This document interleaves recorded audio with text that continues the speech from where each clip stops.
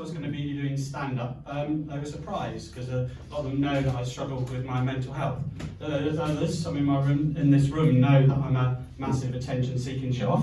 So I've got the microphone. This is basically a therapy session for me, so you're going to be here for another 40 minutes listening to me. I'm just joking.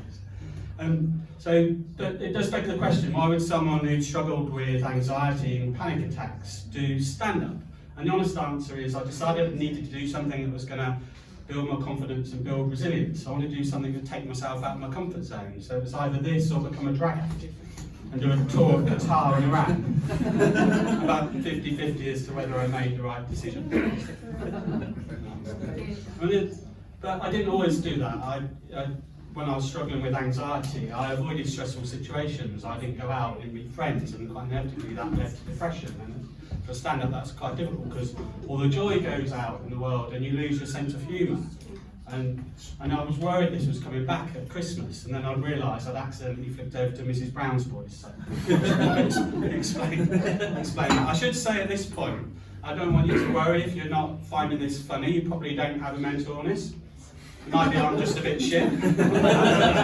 But for my own self-esteem, I'm just going to assume you're clinically depressed. Or you're having flashbacks to when Liz Truss was Prime Minister. That did actually happen. Did that happen? It's actually weird, wasn't it? Because I have these, since I've had struggle with mental health, I have these really vivid and detailed dreams, and it's like sometimes it's like, oh, did that really happen, or did I just dream that? Like, for example, the other day I had this really weird dream about this. I don't even remember thinking about this guy before, but I had this dream about this guy. It was about the Dalai Lama who's asking a young boy to suck his tongue. Did that actually happen? Thank fuck for that. I was worried I'd stumbled across a really dark part of the internet. I think there's Catholic bishops at the moment drawing up lawsuits and going to sue them for copyright. So when I do, so I had a lot of help when I was struggling with my mental health, and I went to a lot of therapy sessions. I don't know if any of you have been to therapy sessions. Back in the day, a few years ago, every time I went, I'd have a questionnaire to fill in about depression scale. So, and it was like to find out where I was. Actually, there were two questionnaires. The second one was asking whether I was at imminent risk of self-harm and suicide. But I'm going to talk about the depression one because I want to keep it light. So I had a series of questions on there, which were easy questions, but quite difficult for me to answer. I'll give you an example. One of them would be about eating, and it would be asking whether you were eating significantly less, a little bit less, about the same, a bit more, or significantly more. And I was worried about the answer I was going to give. I was worried what impact that might have on my treatment, and I wanted to think, oh, if I go down the middle, maybe that feels a bit safer. But at the time, I was struggling with anxiety. I wasn't able to eat much.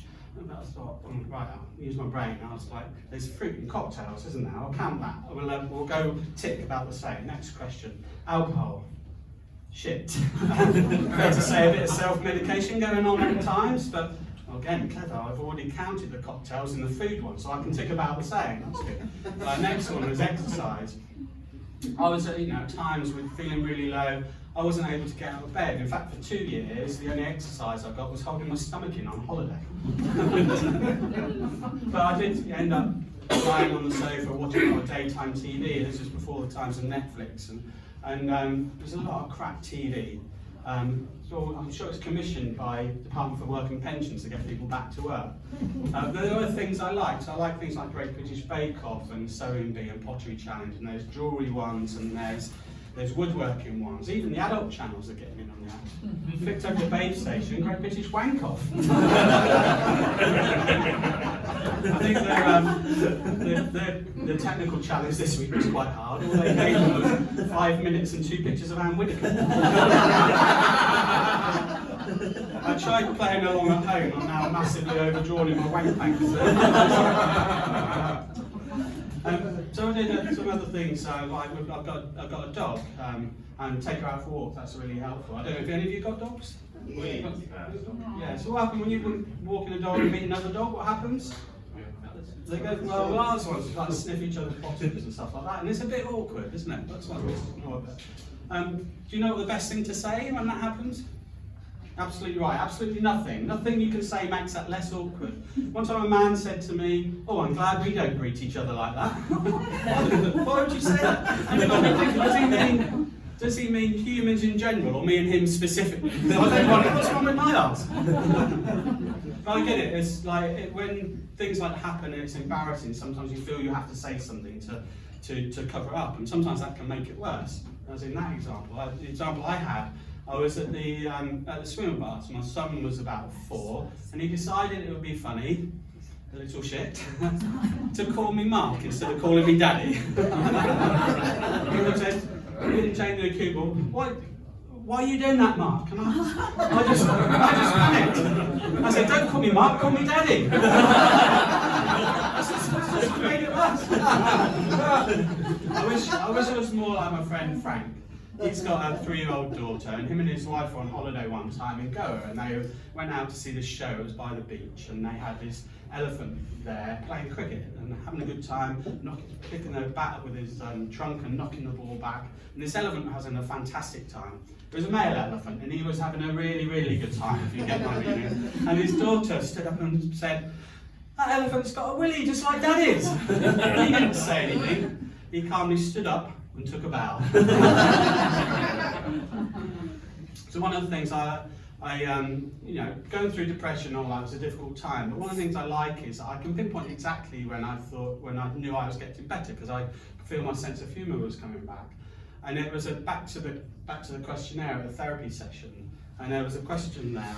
I saw it and I started giggling to myself. I didn't want them to think I was crazy or anything. And it was a question about sex drive, and I was looking for the answer that said significantly less, but still more than the wife.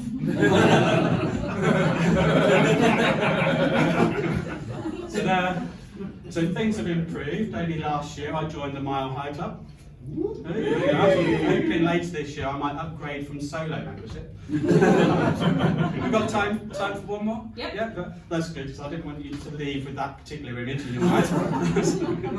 So, not so much joke. I want to give something back to you. So I've been through therapy, and it's been a difficult time. So I wanted to give you one of probably the best lessons that I've learned through that. And it was at a time I was struggling with having a recurring dream, and it was something that was disturbing, and I kept having this dream and I didn't know what to do, and that was something I talked to my therapist about it. And she said to me, "Well, Mark, what you need to realise is sometimes these things are worse in anticipation than they are in reality, and maybe what you need to do is to embrace that situation. And if you're able to do that, then maybe that will take the power away and you'll stop having these dreams." And I thought, that's great advice. I'll try that. And I always remember when she told me that, because it was 2 days before I got sacked for going into work with no trousers on. So I've been Mark Bay. Thanks very much.